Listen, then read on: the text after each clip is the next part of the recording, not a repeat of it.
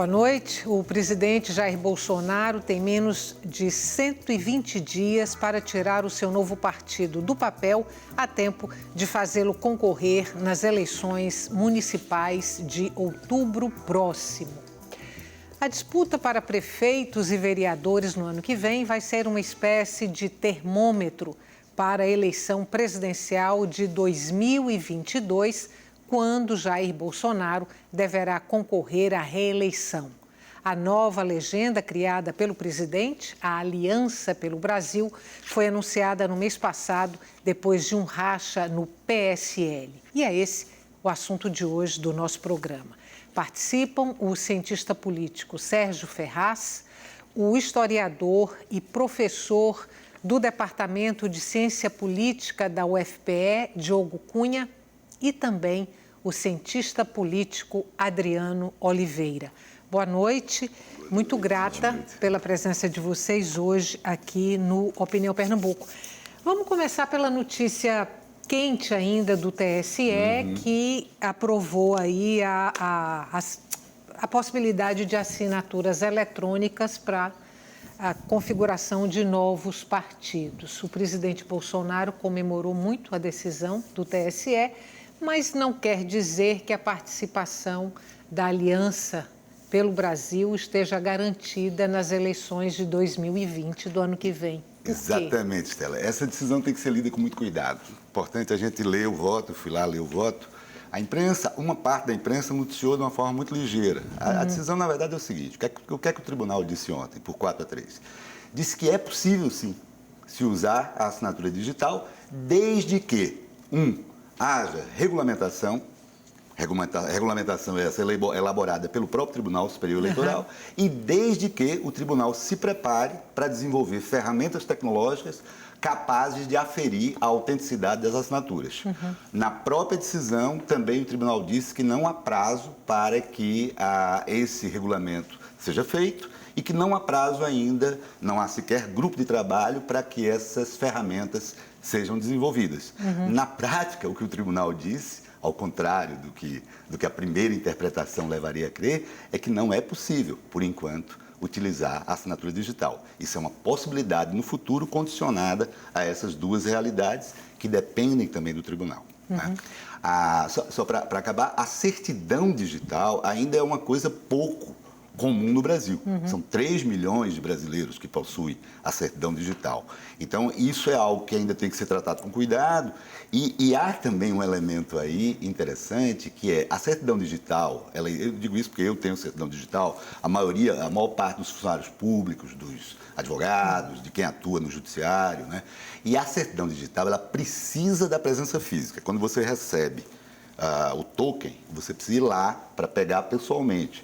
E aí o Palácio do Planalto, já tentando atropelar as coisas, eles estão tentando aprovar a dispensa disso. Mas isso é um movimento que não tem repercussão, na minha opinião, porque a decisão de ontem do TSE foi um balde de água fria para quem achava que ia dar para o partido se tá ok até abril do ano que vem. Você apostaria na possibilidade desse quadro adverso ser modificado a tempo de o presidente Bolsonaro conseguir aí até abril as cerca de 500 mil assinaturas necessárias para o partido? Não, eu não acredito que não. Os partidos eles demoram tempo para serem criados e virem a funcionar, né? Quer dizer, a gente tem acho que o mais rápido até agora, se não me engano, foi o Gilberto Kassab, que conseguiu, acho que no prazo de, não sei, 150 dias. 5 meses, Então, é pouco provável, apesar da decisão do TSE de ontem, liberando a possibilidade, como meu colega comentou agora, liberando a possibilidade dessas, de no futuro, essas assinaturas poderem ser eletrônicas, mas até agora, pelo menos, eu acho muito pouco provável, praticamente impossível que esse partido ele possa, o novo partido de Bolsonaro possa disputar a eleição de 2020 e só para completar, isso é uma questão muito complicada para eles, porque a gente sabe a importância que as eleições municipais têm inclusive para as eleições seguintes, presidenciais. De 22. Então, a gente, quer dizer, é no município que você estrutura o partido, a militância e a máquina de uma forma geral. Né? Então, eles precisam eleger vereadores e prefeitos que, em seguida, vão ajudar a eleger os outros. Então, é um salto no escuro, por enquanto. Quais são, a gente já está falando aqui da possibilidade das assinaturas eletrônicas para se recolher aí essas 500 mil assinaturas, né, necessárias para formalização da Aliança pelo Brasil como partido político. Mas, além dessa exigência, existem outras, e quais são? Quer dizer, quais são as normativas aí que possibilitariam a Aliança pelo Brasil, a legenda Aliança pelo Brasil, está pronta para disputar a eleição municipal ano que vem? Veja, boa noite. A minha avaliação, concordo com o argumento de Sérgio, com o argumento de Diogo, e é importante deixar claro que precisa da certificação, ao mesmo tempo também a certificação digital, ao mesmo tempo também que é necessário que o Tribunal Superior Eleitoral crie instrumentos de fiscalização. Entretanto, eu vejo que a dicotomia presente na sociedade brasileira entre o bolsonarismo e o lulismo, até o instante, tem favorecido muito o bolsonarismo perante as instituições. Então, não será surpresa para mim, de modo algum, que o presidente Bolsonaro consiga institucionalizar o seu partido. Ou seja, o Tribunal Superior Eleitoral definir esses instrumentos de fiscalização, ele criar também, já que o bolsonarismo, principalmente no que condiz à sua militância digital, criar instrumentos que venham a certificar essas assinaturas e que o partido venha a ser aceito institucionalmente pelo Tribunal Superior Eleitoral. Então, não vejo problema, dificuldade quanto a isso. Você acredita nessa possibilidade? É um cenário possível, é um cenário possível pela força do bolsonarismo e deixando bem claro, desde a Lava Jato, as instituições elas favorecem o bolsonarismo. Eu não estou dizendo que há um favorecimento institucional, mas que há um favorecimento que pode vir em receio ao próprio lulismo, ao advento do lulismo, em receio a que o bolsonarismo não tenha um grande desempenho nas eleições municipais e isso venha a comprometer o seu sucesso em 2022 e também pela essa polarização que está bem presente na sociedade brasileira. Então, não veria nenhum tipo de dificuldade do Tribunal Superior Eleitoral vir a institucionalizar, além de a militância do presidente Bolsonaro, do bolsonarismo, é uma militância muito forte. Então, eu trabalharia com essa possibilidade. Porém, eu trago o seguinte, o presidente Bolsonaro ele não precisa de partido para disputar as eleições de 2020. Eu vejo que em 2020 ocorrerá naturalmente, principalmente em cidades com mais de 50 mil habitantes, principalmente em cidades... Você está falando que o presidente não precisa de partido? Ele não precisa de um partido para vir a obter sucesso na eleição de 2020 ou vir a obter um bom desempenho em 2020. Mas como é que seria esse sucesso dele em 2020 sem uma legenda, se ele não está vinculado à legenda nenhuma? A dificuldade seria após, mas a dificuldade no andar da eleição não teria dificuldade. Basta alguém defender o bolsonarismo. Basta alguém se posicionar contra o lulismo. Então, certamente você vai ter... os candidatos a prefeitos. Os candidatos a prefeitos certamente vão evocar o nome do presidente Bolsonaro, vão evocar a manifestação bolsonarista. E isso vai beneficiar os candidatos que estão disputando a eleição para prefeito. E principalmente se o opositor desse candidato que evoca o bolsonarismo for um candidato do PT ou um candidato da esquerda. Então, não necessariamente o presidente Bolsonaro, para sair forte dessa eleição, ele vai precisar da institucionalização do seu partido. Então, deixa eu trazer aqui uma coisa para você. Pelo que Adriano coloca, quer dizer, o bolsonarismo seria hoje mais robusto e mais potente do que o lulismo, por exemplo. Não disse que ele é mais potente. Ao contrário, eu ainda acho que o lulismo, particularmente no Nordeste, ele é mais forte. Em algumas regiões do país, como Centro-Oeste e Sul, de fato, o bolsonarismo é mais forte que o lulismo. Vou trazer essas questões para vocês, para a gente quebrar aqui o monopólio da fala. Mas dentro desse quadro, como é que Bolsonaro poderia sair, digamos assim, vitorioso nas eleições de 2020, nas eleições municipais, se o bolsonarismo não é assim tão robusto? E ainda considerando que ele não terá uma legenda própria. Estela, tem várias coisas aí. Eu acho que tem, primeiro, um elemento. O bolsonarismo ele trabalha com a hipótese de que o excepcionalismo de 2018 virou o novo normal. Isso é muito questionável. 2018 é uma eleição completamente atípica. Se você pega 94, 98, 2002, até 2014, você tem um padrão. Esse padrão é quebrado em 2018. O que a gente sente claramente quando a gente conversa com as lideranças bolsonaristas, quando a gente vê os movimentos, é que o pessoal aposta que se repete isso em 20 e se repete em 22. Eu acho que é uma aposta, no mínimo, temerária.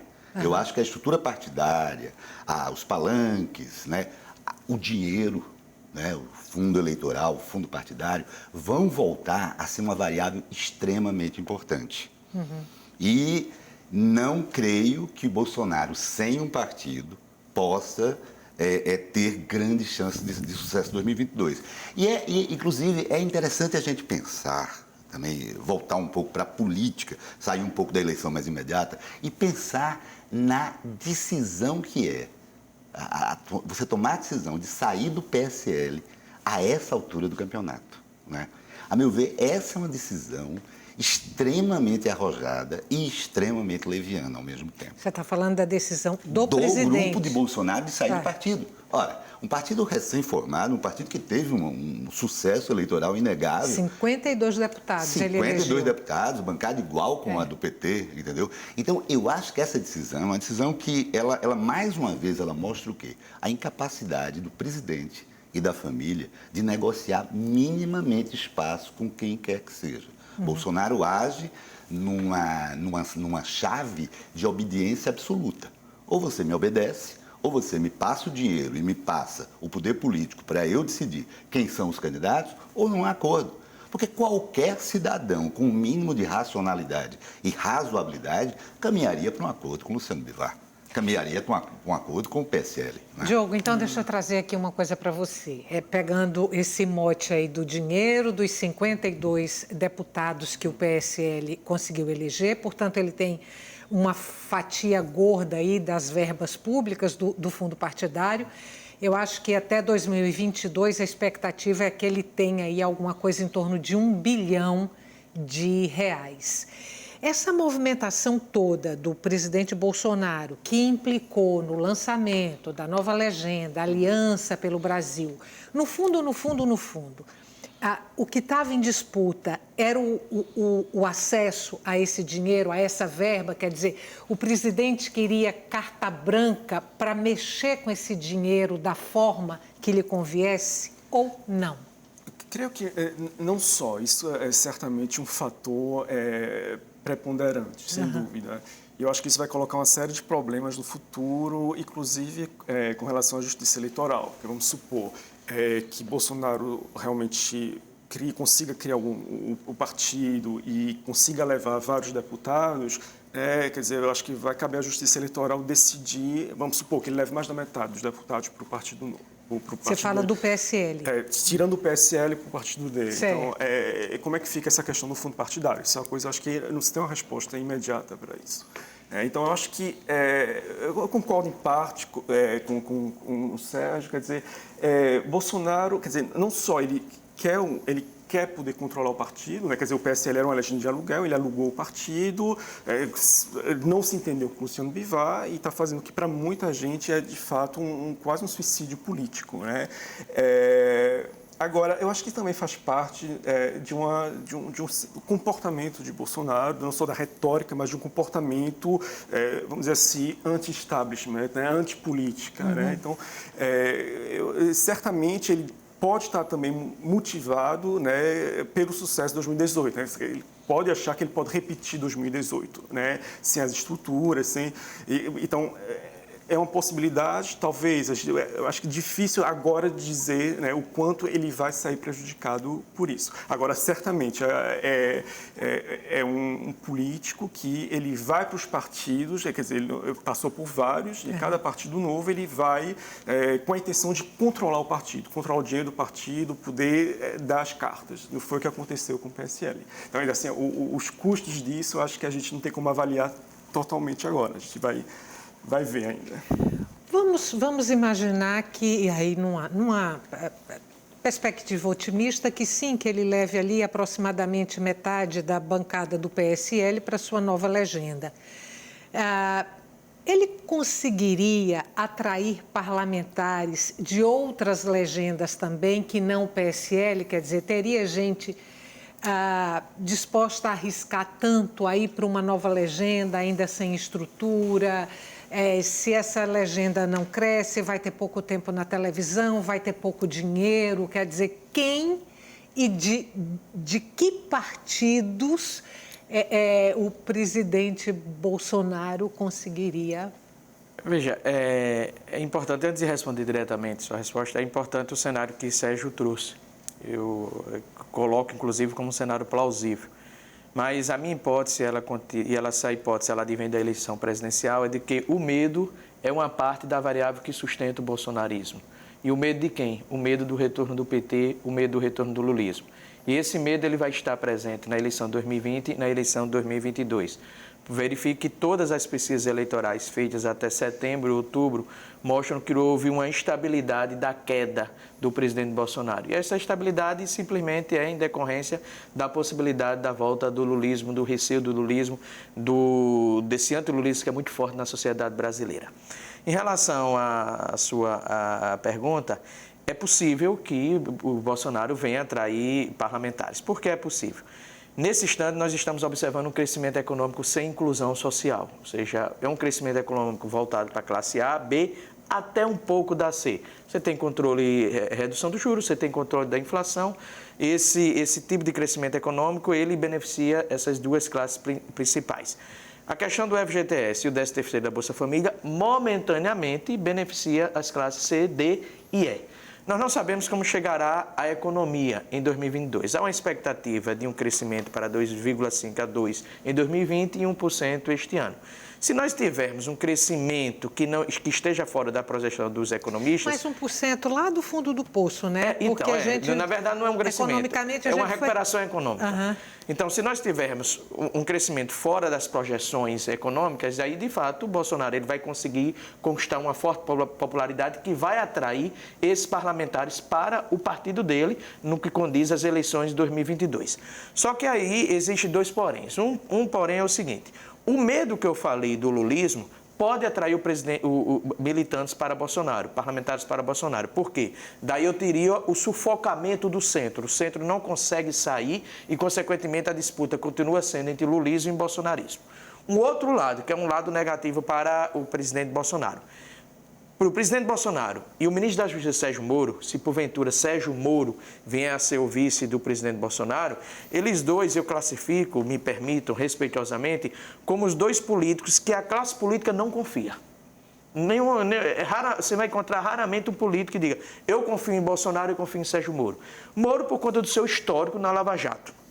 E no caso do presidente Bolsonaro, pela sua fama e pelas suas atitudes no próprio governo. Então, esse pode ser uma variável, que eu classifico como uma variável pessoal, que possa vir a impossibilitar a entrada de parlamentares no novo partido do presidente Bolsonaro. Porém, existe uma variável muito mais forte, uma variável atrativa, que exerce uma atração, que é o desempenho do bolsonarismo. Se o bolsonarismo chegar em 2020 em condições de disputar a eleição com 30% a 35% de intenções de voto e com o centro sufocado em virtude também da manutenção da força do lulismo, certamente ele irá atrair. Só se você me permite. Eu permito daqui a pouco. Depois do intervalo, eu te passo a palavra, tá bom? O nosso intervalo é curto, não saia daí. O tema de hoje do Opinião Pernambuco é o novo partido político apresentado pelo presidente Jair Bolsonaro, o Aliança pelo Brasil, e a gente volta daqui a pouquinho.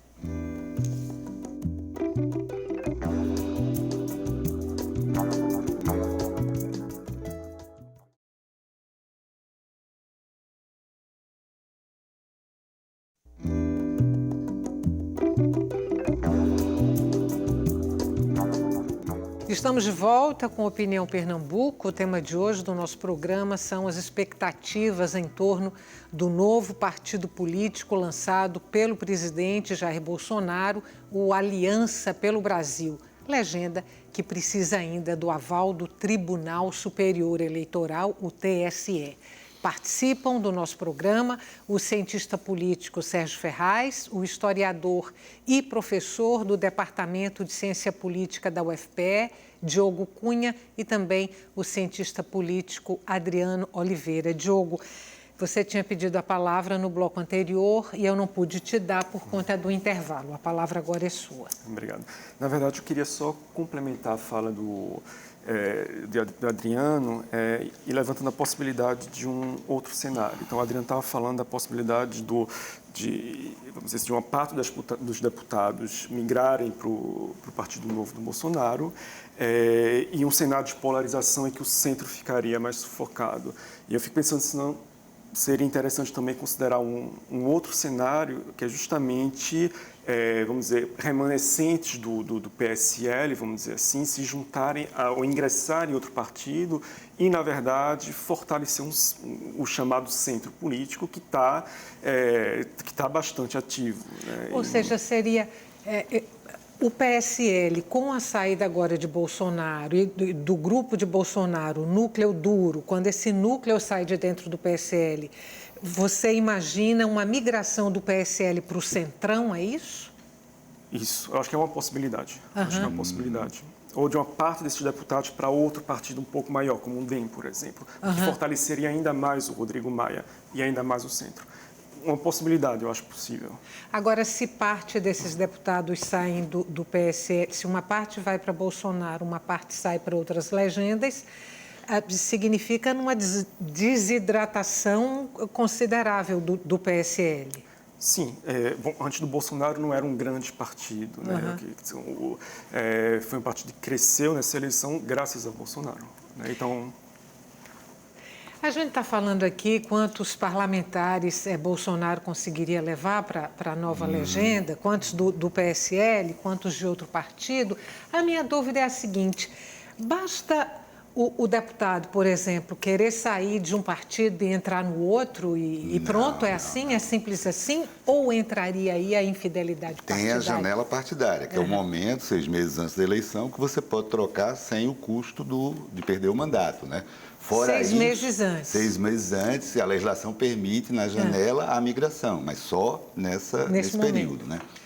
Eu queria chamar a atenção aqui para algumas coisas interessantes que meus colegas colocaram aqui, né? Para a gente pensar um pouco mais, né?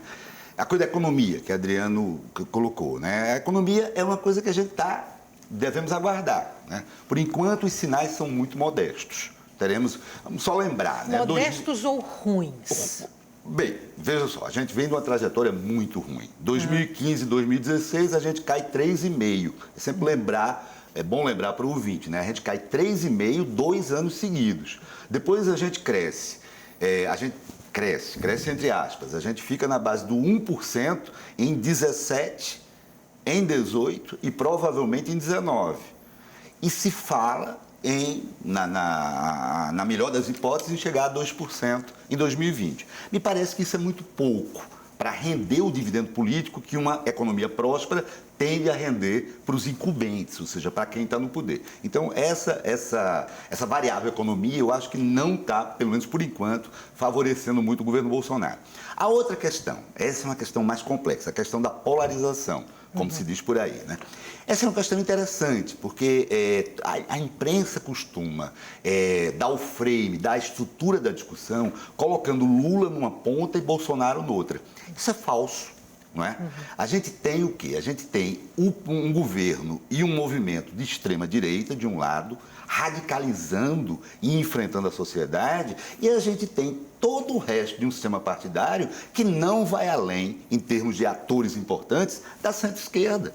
Né? Vamos lembrar que o PT foi governo durante 3 mandatos e meio e se comportou de uma maneira absolutamente, eu diria, centrista. Né? Respeito absoluto ao mercado, respeito às instituições e políticas moderadas. Né? Então, não há como, em nenhuma análise que realmente percorra a história, percorra as políticas públicas e esteja consciente da dinâmica desse país, que possa equalizar lulismo e bolsonarismo como polos ideológicos sinais trocados. O que a gente pode dizer é que são atores que tendem a disputar, atores principais na competição eleitoral. A ver, né? Podemos imaginar isso. Agora, uma coisa, para mim, é patente, né? E aí seria interessante até ouvir outras opiniões aqui. Eu acho que o discurso que Lula se apresenta depois de sair da prisão de Curitiba é um discurso que tende a facilitar essa imagem da radicalização e dos dois polos equivalentes. E vou explicar rapidamente por quê. Lula podia se apresentar. Há vários discursos possíveis para Lula. Um deles seria se apresentar como um ex-presidente da República que tem muito a mostrar, falando para o mundo e falando para o Brasil. E colocando a defesa da democracia e a defesa da justiça social, juntamente com a defesa dos direitos civis, do respeito às minorias, como eixo principal da sua fala. Com isso, ele transbordaria o PT, transbordaria a esquerda e dialogaria com o centro. E quebraria essa ideia de colocar ele como a moeda, com o sinal trocado do bolsonarismo. O que é que ele fez? Se apresentou como líder partidário do PT, falando em hegemonia do PT. Na minha opinião, ele está reduzindo a própria estatura. Vou passar para Adriano e depois para você, Diogo. Me parece, Adriano, que você tem um ponto de vista diferente do de Sérgio. Veja, eu vou voltar à tona. A questão da economia, para mim, não considero como a variável principal para vir permitir a popularidade do presidente Bolsonaro. A variável principal é o medo em relação ao PT, é o medo em relação ao volta a Lula, não é a economia. Obviamente que, se o crescimento econômico contrariar as projeções dos economistas, que dá o crescimento para 2020 em torno de 2%, no máximo 2,5%, e ocorrer um crescimento pujante, essa economia pode influenciar. Volto a frisar, o crescimento econômico comemorado neste final de ano de 1% é um crescimento sem inclusão social.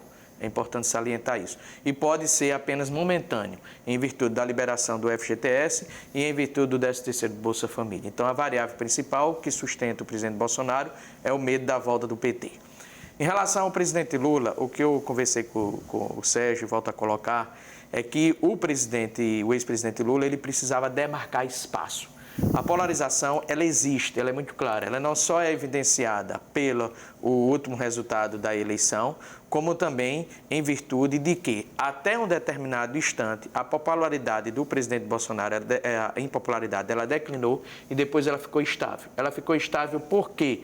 Ela ficou estável porque o eleitor olha para um lado e olha para o outro, não encontra alternativas. Essa alternativa de oposição é o petismo, existe esse antipetismo, antilulismo, então o eleitor pensa ficar onde está, principalmente de eleitores da região Sudeste, Centro-Oeste e Sul e das classes A e B. Então, essa polarização está muito clara.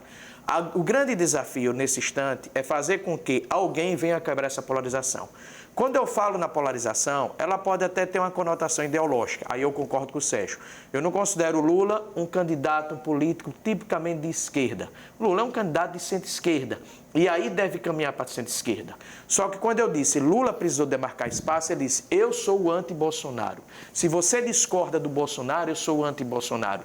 Se você verifica que existiu algum tipo de atuação militante da Operação Lava Jato, em particular do então juiz Sérgio Moro, eu não concordo com eles. Eles me prenderam injustamente. Então, o presidente Lula demarcava espaço. Agora, a política é uma narrativa. A prática política é uma narrativa e a prática política, ela tem o papel de você exercer a política falando para vários lados e sugerindo que você está falando o mesmo assunto ou diversos assuntos. O que eu quero dizer com isso?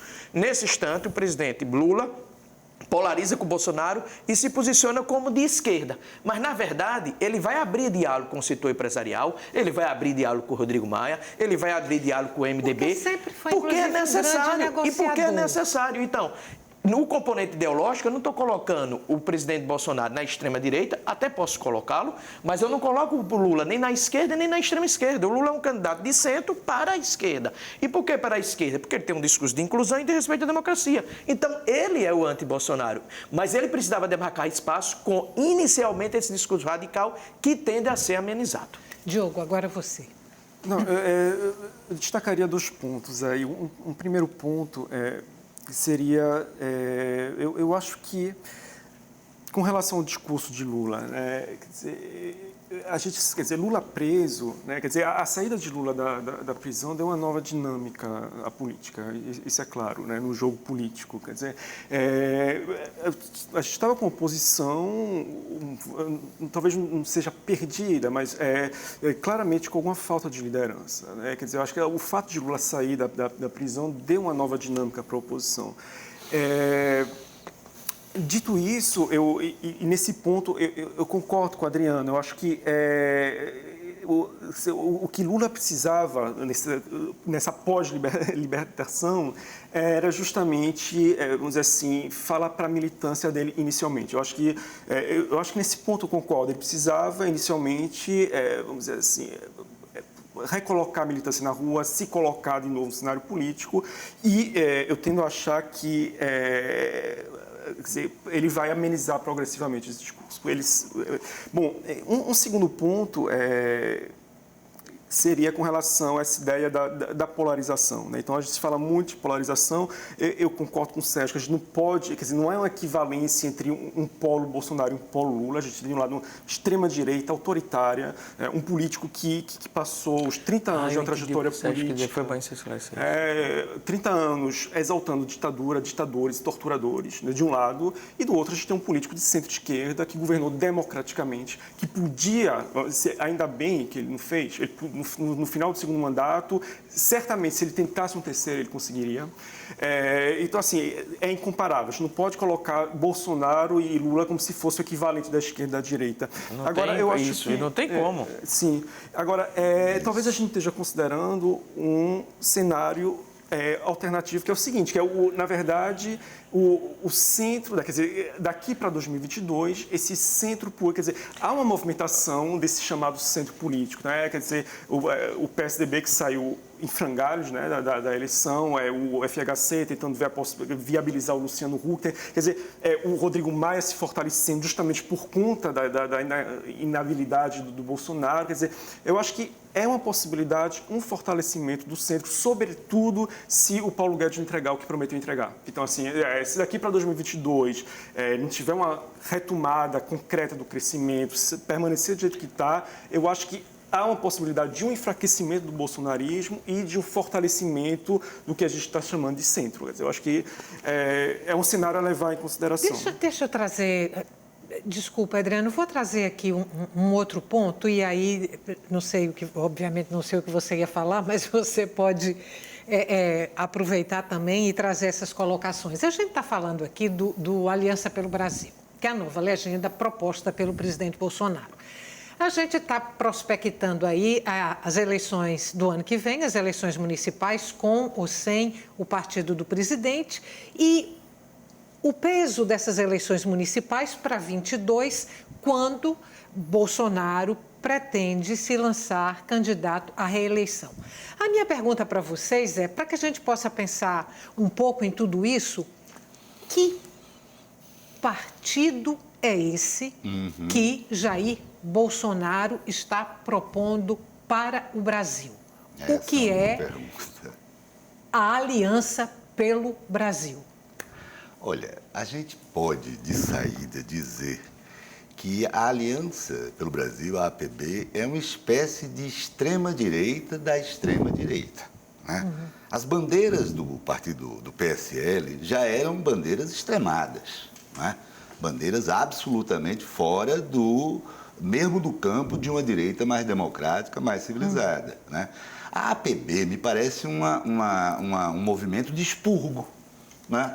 Se a gente lembrar de Stalin, se a gente lembrar dos grandes líderes autoritários, você tem uma sucessão de expurgos em busca de que só fiquem os puros entendidos como aqueles que se rendem, que praticam a obediência total. Na verdade, esse partido é um partido de Bolsonaro, da família e de quem está disposto a subscrever tudo e qualquer coisa. E aí entra um pouco essa reflexão que a gente estava fazendo aqui no bloco passado sobre o atrativo para o político médio de um partido como esse. Ora, o que é que o político quer? Qualquer político que tenha racionalidade, que tenha um horizonte de carreira, o que é que ele quer? Ele quer espaço, ele quer voz, ele quer capacidade de influenciar na administração pública, seja nas políticas públicas, seja ocupando cargos, ele quer participar das verbas orçamentárias legitimamente, dirigindo emendas para os seus redutos, né? Ele quer ter voz, participação e peso. Ora, se a gente olhar para a experiência da convivência com o Bolsonaro, a gente nota que aliados muito próximos, pessoas que foram estratégicas para a escalada de Bolsonaro, foram descartadas com uma rapidez e com uma falta de respeito muito grande. Eu acho que é por isso que Adriano mesmo sinalizou muito corretamente que se há duas pessoas e que os políticos não confiam, são Sérgio Moro e o próprio Jair Bolsonaro. Então, me parece, respondendo a você, a Aliança pelo Brasil é um partido que representa a extrema-direita da extrema-direita, né? E que é basicamente um instrumento da vontade do presidente da sua família. Sobre aspectos mais sobre fascismo, sobre coisas que vão além do eleitoral, que eu acho que também esse partido tem um quê de apontar para coisas muito mais sombrias, a gente pode falar depois. Porque vamos fazer um intervalo agora. Curtinho, não saia daí. O tema de hoje do nosso programa é a nova legenda apresentada pelo presidente Bolsonaro, a Aliança pelo Brasil, com a qual ele pretende concorrer à sucessão presidencial em 2022. Até já.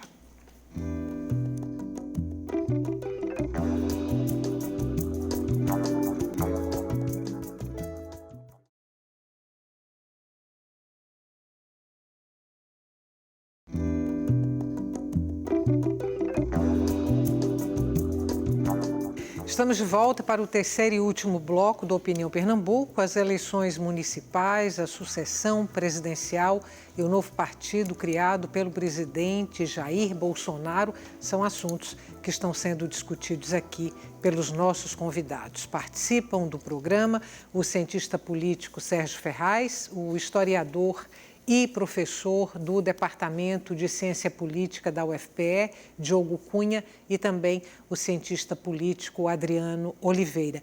Como é nosso último bloco, eu vou pedir para vocês, rapidamente, responderem a mesma pergunta que eu fiz para Sérgio no bloco anterior, quer dizer, que partido é esse que Bolsonaro propõe para o Brasil, o Aliança pelo Brasil?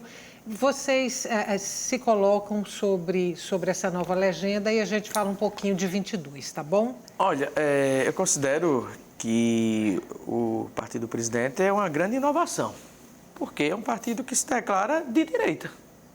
O PSDB não teve a coragem de fazer isso.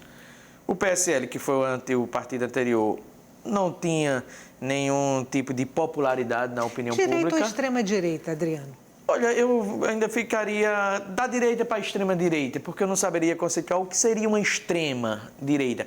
Eu posso classificar de extrema-direita porque é um partido que se manifesta contrário à democracia. É um partido que se manifesta contrário à liberdade de expressão, às ações da imprensa. Então, seria um partido de extrema-direita. Um partido de direita poderíamos classificar que seria liberal na economia, mas valorizaria a democracia. Ou seja, não é porque eu sou de direita que atacaria a democracia. Isso significa, portanto, que o ataque à democracia, a defesa da democracia não é um monopólio só da esquerda. Partidos de direita defendem a democracia. Então, eu concordo. É um partido de extrema-direita por atentar contra a democracia. Só que, por que eu considero uma inovação? Porque isso é uma hipótese, que aí é importante ver a opinião de Diogo e Sérgio, de que talvez, se passamos tanto tempo falando em reforma política com o objetivo de reduzir as agremiações partidárias, o Aliança, o partido Bolsonaro, vem a reduzir, porque ele poderá fazer o contraponto direto, inclusive diretamente na mente do eleitor, com a esquerda, em particular com o PT. Então, nós poderemos ter, é uma hipótese, repito, uma eleição muito semelhante à americana, republicanos e democratas, Aliança pelo Brasil e PT. Essa é a hipótese que eu tenho neste momento, ou seja, nós vamos reduzir as legendas, particularmente na eleição presidencial, reduzir em termos de popularidade, em termos de escolha do eleitor. As outras legendas permanecem e disputarão a eleição, mas a disputa ficará concentrada de um lado o bolsonarismo, com sua legenda, e do outro lado o petismo. Então, eu tenho essa hipótese e, por conta dessa hipótese, eu considero que é a grande novidade da política brasileira. Diogo. Eu acho que é um partido de extrema-direita, personalista, né? Então, foi dito aqui, eu concordo com o Sérgio. eu não tenho dúvidas se é uma grande novidade ou não. Quer dizer, a gente tem ao longo da nossa história, né, ao longo do século XX, movimentos e partidos de extrema-direita que tiveram uma importância muito grande. Tá? Bom, a gente teve o mais conhecido nos anos 30, né, que foi a Movimentação Integralista Brasileira. Bom, teve a Arena, teve partidos de direita liberais, né? Quer dizer, então, se a gente pensa no período de 45 a 64, a gente teve a UDN, que era um partido claramente liberal, antigetulista. E no pós-ditadura, a gente teve, embora tenha sido um partido pequeno e que tenha desaparecido depois, a gente teve o PRONA. De qualquer forma, era um partido que se situava nesse...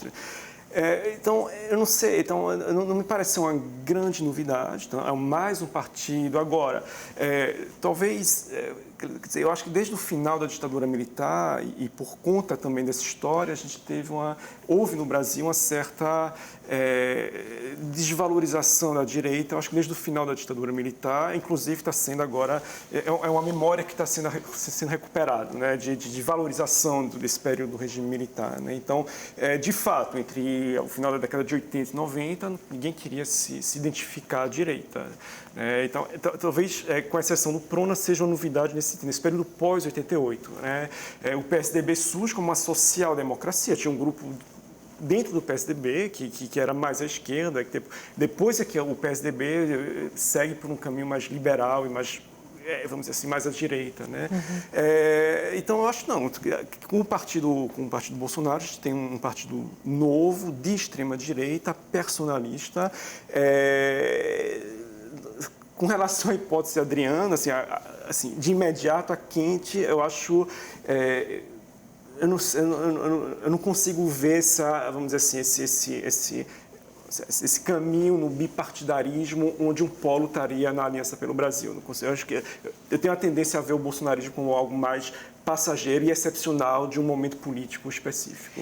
Vocês falaram muito aqui nas questões econômicas, né, de como o quadro econômico pode mexer aí, tanto nas eleições municipais como nas eleições presidenciais lá em 22. Me ocorreu aqui o seguinte, a impressão que eu tenho, não sei se alguém aqui discorda de mim, mas que a gente vive hoje uma política econômica, tentativa de implantação de uma política econômica que prega, acima de tudo, a concentração de renda, né? É uma renda extremamente concentrada. Em detrimento, será uma das implicações. Em detrimento aí das políticas sociais e do atendimento às camadas mais vulneráveis da população. A minha pergunta é numa gestão Bolsonaro, se essa é a política econômica que está sendo implantada pelo ministro que ele escolheu, se o Aliança pelo Brasil, numa perspectiva de política econômica, rezaria pela mesma cartilha. Veja só, você trouxe uma questão, é muito interessante, pena que seja o fim do programa, né? Mas veja só, vamos olhar para os autoritarismos ao redor do mundo. Pensa na Hungria, na Polônia, pensa mesmo nos Estados Unidos de Trump.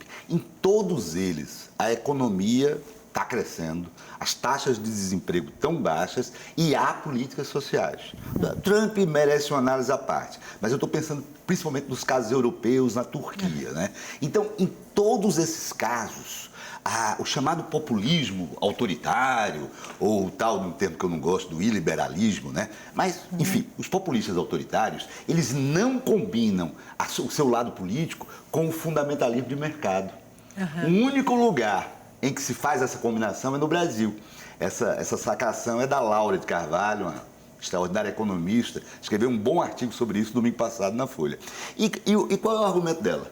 É que, paradoxalmente, o Paulo Guedes, que é visto como o grande fiador do Bolsonaro, pode vir a se transformar no calcanhar de Aquiles.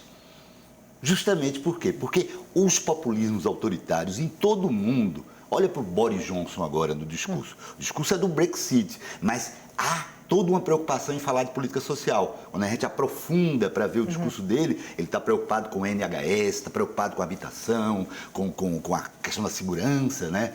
Então, é curioso isso. A gente pode ter, sim, um problema muito grande. Bolsonaro pode ter um problema muito grande por se associar demais a uma política que, ainda que dê certo, certamente vai precarizar mais o trabalho, vai piorar a oferta de serviços públicos com o teto de gastos, saúde e educação per capita inevitavelmente estão caindo e vão cair mais, e vai aprofundar a concentração de renda, porque a reforma tributária só discute eficiência de ICMS, mas não discute a necessidade da gente transitar do imposto sobre consumo para o imposto sobre renda e produção.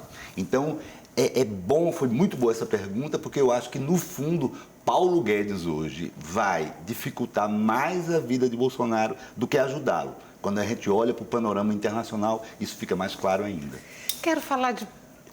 Oi, Adriana. Não, mas faça a pergunta. Não, eu ia trazer para vocês assim, a possibilidade de composição de chapa, pensando aí em 22 e em Bolsonaro saindo como candidato à reeleição.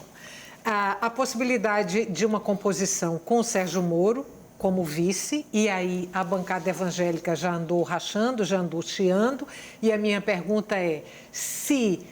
quando parte da bancada evangélica rejeita a candidatura de Sérgio Moro como vice-presidente, se ela está querendo para si essa vaga.